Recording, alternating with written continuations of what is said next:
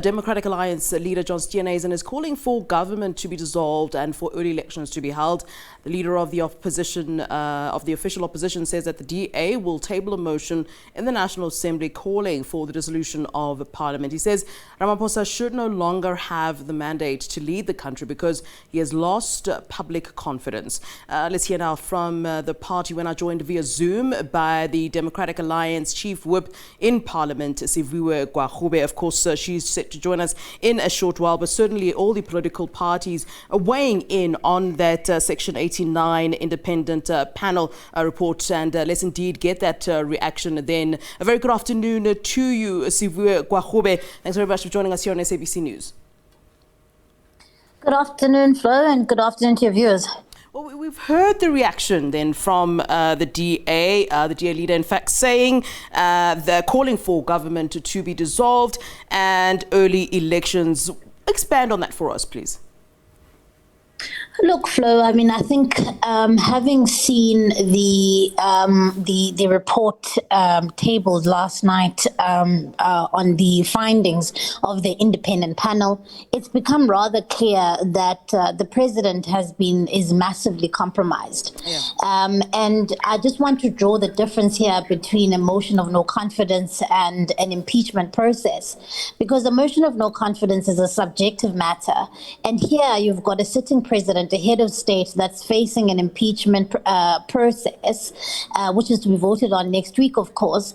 But the reality is that it means that an independent panel has found that he may have violated the law and by extension his oath of office. Yeah. And our view is that it's not fair for South Africans to essentially contend with whoever else the ANC fields, and that we should bring the national elections forward. The Constitution allows for it. Section 50 does allow for the advent of a brought forward national election.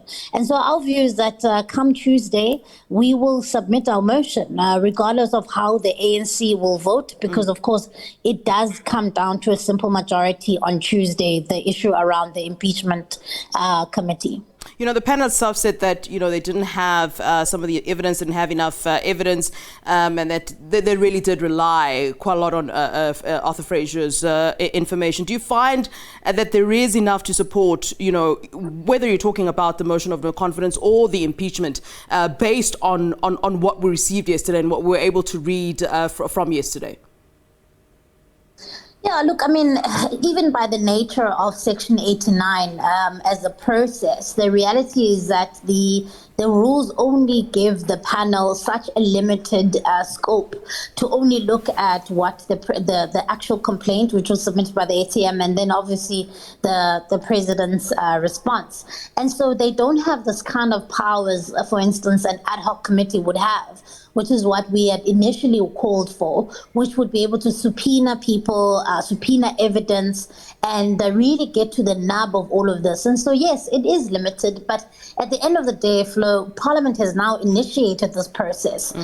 We were all, as political parties, happy with the independence of the panel, and now we've got to really take this seriously, take the recommendations of the panel seriously. I would be very surprised to get to Tuesday and have the ANC vote against the very recommendations of a panel that we all decided needed to be launched. Yeah, you say that, you know, you as a DA are happy with the independence of the panel. Does that mean that you're then satisfied with the report itself, its findings, and even, you know, the areas, you know, that the panel really sort of looked into?